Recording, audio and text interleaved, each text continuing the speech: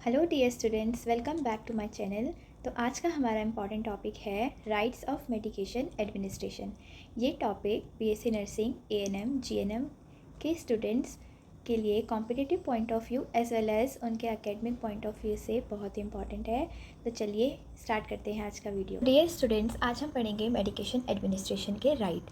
तो first of all dear students, ये जो हम राइट्स के बारे में बात कर रहे हैं, ये राइट्स किसके होते हैं? पेशेंट के होते हैं।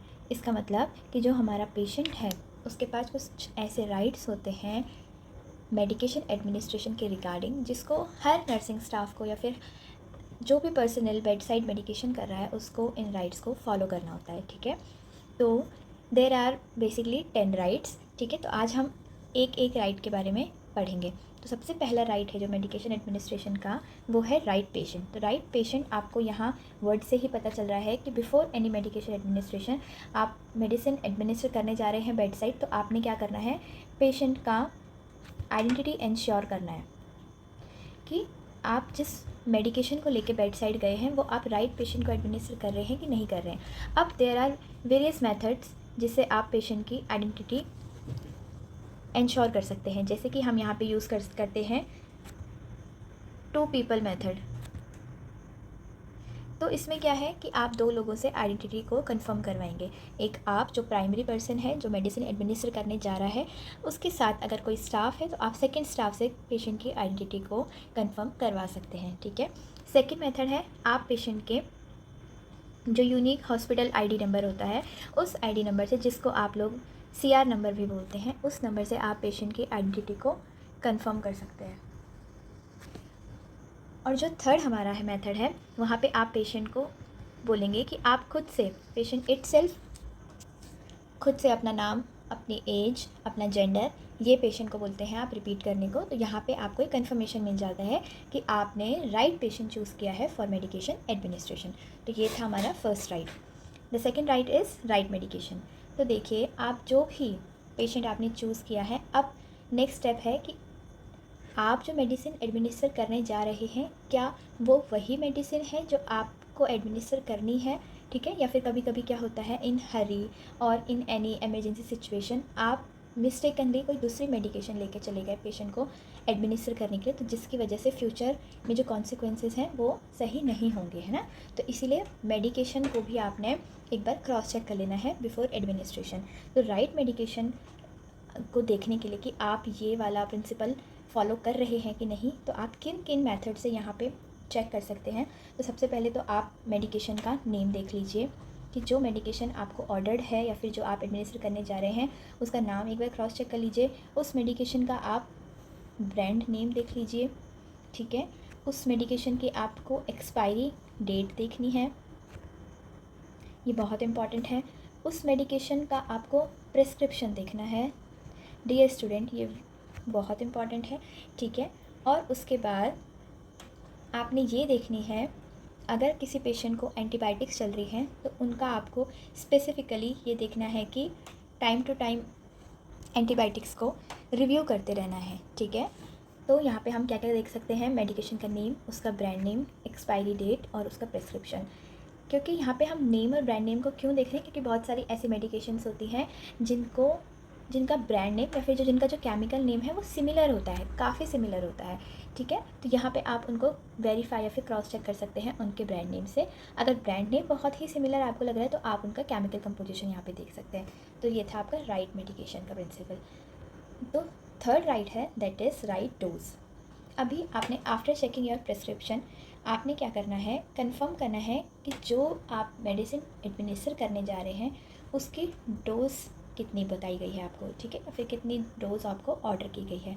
तो अभी dose according to patient age, patient की जो भी कंडीशन है उसके अकॉर्डिंग ये सारी चीज़ें आपको कैलकुलेट करनी है। ठीक है, तो यहाँ पे राइट डोज का आपको ये भी पता होगा कि फॉर्मूला होता है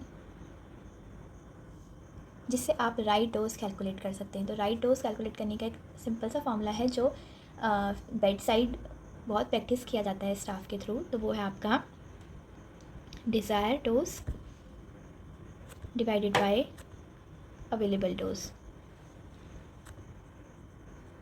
मल्टीप्लाई बाय इसका डाइल्यूशन। अब डिज़ायर डोज तो जो ऑर्डर डोज है, जो हमको प्रिस्क्राइब की गई है, और अवेलेबल डोज जो एक्चुअल ब्रांड हमको दे रहा है एक फिक्स डाइल्यूशन में। फॉर एग्ज़ाम्पल, कोई 12 ईयर का मेल पेशेंट है, उसको डोज एडवाइस की गई है by doctor is 750 mg injection ceftriaxone. ठीक है, तो अभी हमारे पास जो इंजेक्शन सेफ्ट्राएक्सोन है वो अवेलेबल है 1 ग्राम। जो हमारी वाइल है इंजेक्शन सेफ्ट्राएक्सोन की, उसमें 1 ग्राम है, और इसका डाइल्यूशन हमको दिया गया है 10 ml, यानी कि हमारे पास 10 ml इसका डाइल्यूएंट है और अवेलेबल डोज है 1 ग्राम। तो अभी हमको 750 mg इस पेशेंट को देनी है। तो यहाँ पे हम राइट डोज का फॉर्मूला लगा के एक एक्यूरेट डोज निकाल सकते हैं। That is desired dose is 750 mg and drug in hand is 1 gram into multiply by dilution. तो dilution is we are having 10 ml of normal saline, और it may be distil water और normal saline, whatever it is. तो यहाँ पे इसकी calculation से हमारे पास जो डोज आएगी दैट इज़ 7.5 ml। अभी आपने 10 ml की डाइल्यूएंट से जितनी ड्रग प्रिपेयर की थी उस टोटल में से आपने लेनी है 7.5 ml to make a 750 mg dose. तो ये राइट डोज का एक छोटा सा कैलकुलेशन है जो कि पेशेंट को एडमिनिस्टर करने से पहले एक बार क्रॉस चेक करना है। Then we are having the next right, that is right root.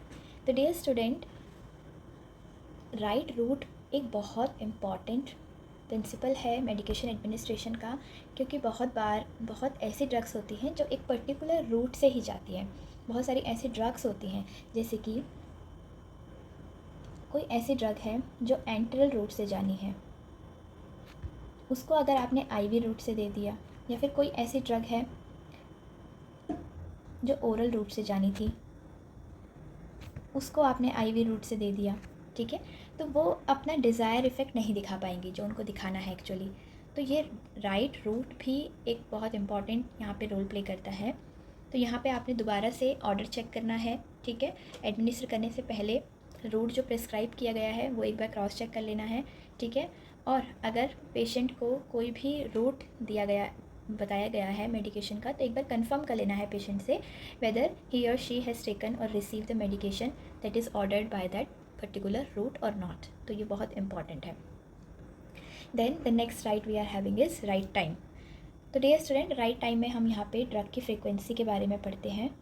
Like if you have ordered any drug for twice a day, that is BD, और आपने वही ड्रग मिस्टेकनली अगर TDS दे दी या फिर QID they the, that is thrice a day और 4 आवर्सली और 6 hourly और 4 times a day. Okay, तो यहाँ पे जो ड्रग का अमाउंट है जो पेशेंट की बॉडी रिसीव कर रही है वो बिल्कुल डबल या फिर ट्रिपल हो जाएगा, और जो कि एक नेग्लिजेंसी और माल प्रैक्टिस की तरह से माना जाएगा। तो यहाँ पे इसीलिए फ्रीक्वेंसी को देखना भी बहुत इंपॉर्टेंट है, ठीक है। तो हमेशा प्रिस्क्राइब ड्रग को आपने डबल चेक करना है उसके करेक्ट टाइम के लिए, ठीक है। और हमेशा पेशेंट से कंफर्म करना है कि उन्होंने लास्ट डोज कब ली थी। काफ़ी टाइम होता है आप बेड साइड जाते हैं, आपने पेशेंट को ड्रग लेने के लिए 1 PM पे बोला, और इन डिले और in hurry patient has taken the drug on 4 PM।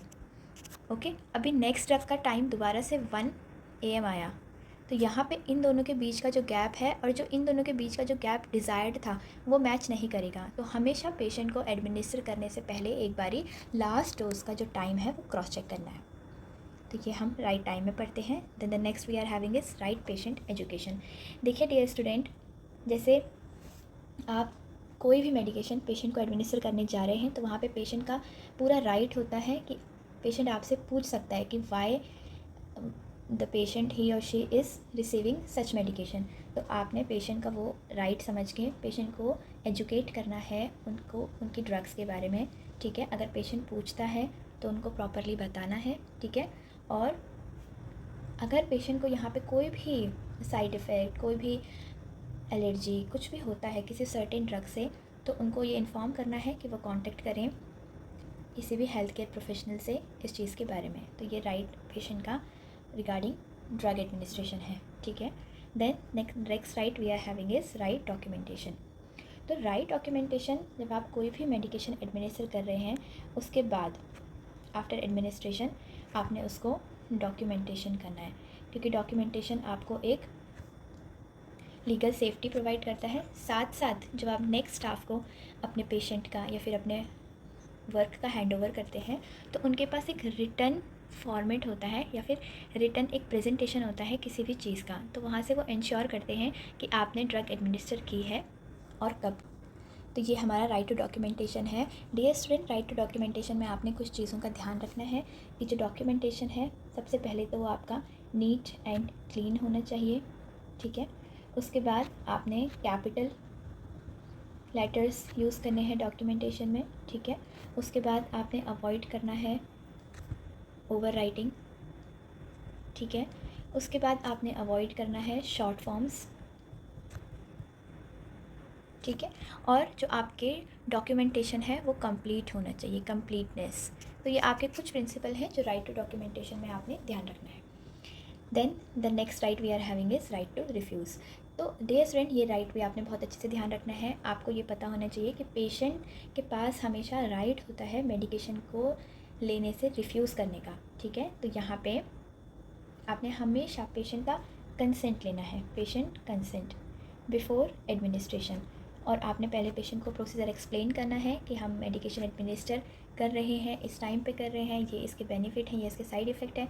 After that if patient wants to refuse the medication then he or she may can refuse, क्योंकि ये उनका एक राइट है, ठीक है। उसके बाद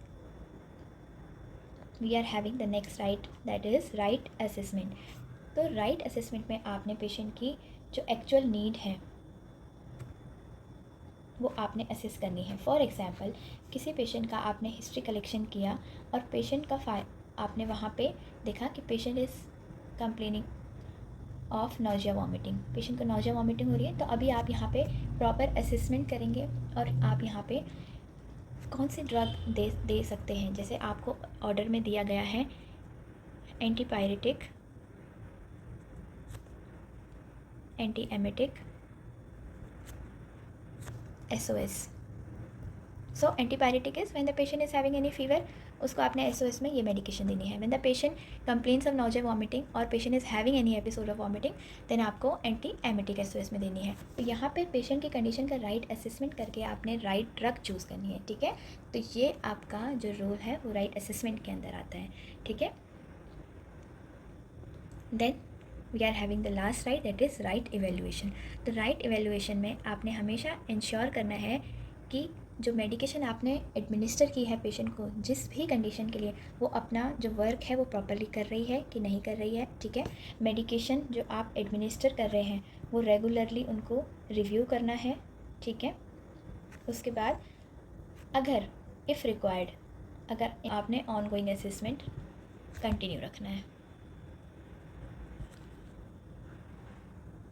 तो ये हमारे डियर स्टूडेंट्स कुछ राइट थे पेशेंट के जो आपने ड्यूरिंग मेडिकेशन एडमिनिस्ट्रेशन फॉलो करने हैं। ये बहुत ही इम्पॉर्टेंट राइट्स हैं डियर स्टूडेंट्स। और अगर आपको ये वीडियो से कुछ भी हेल्प मिले तो डू लाइक, शेयर और सब्सक्राइब कीजिए।